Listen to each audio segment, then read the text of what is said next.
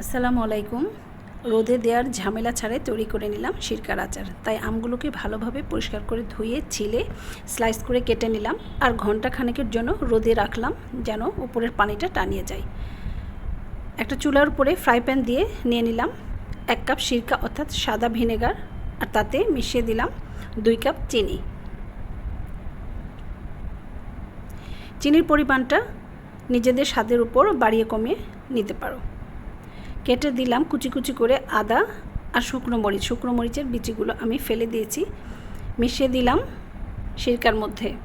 এবার ভালোভাবে ফুটে উঠলে আমগুলো ঢেলে দিয়ে সমান করে নেড়ে চেড়ে দিলাম। তার মধ্যে দিয়ে দিলাম স্বাদমতো লবণ আর হাফ চা চামচ মরিচের গুঁড়ো। এই মরিচের গুঁড়োটা শুধুমাত্র একটা সুন্দর কালারের জন্য। এখন ভালোভাবে আমগুলোকে নেড়ে নিয়ে অপেক্ষা করতে হবে সিদ্ধ হওয়ার জন্য। অর্থাৎ আমগুলো যখন স্বচ্ছ হয়ে আসবে তখন বুঝতে হবে আচারটা হয়ে গিয়েছে। আমার আচারটা প্রায় হয়ে আসছে, আমগুলো স্বচ্ছ হতে শুরু করেছে। আমি এই শিরাটা আরেকটু টানিয়ে নেব, এই জন্য আমি আর কিছুক্ষণ জালে রাখবো।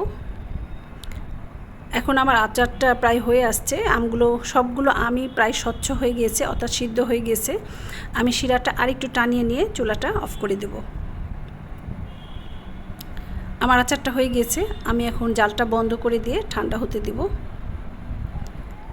আমার আচারটা হয়ে গিয়েছে, আমি এটা এখন বয়মে ঢেলে নেব।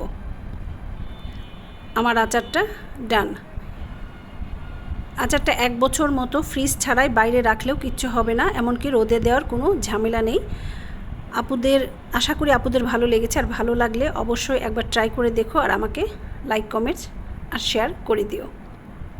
আল্লাহ হাফেজ।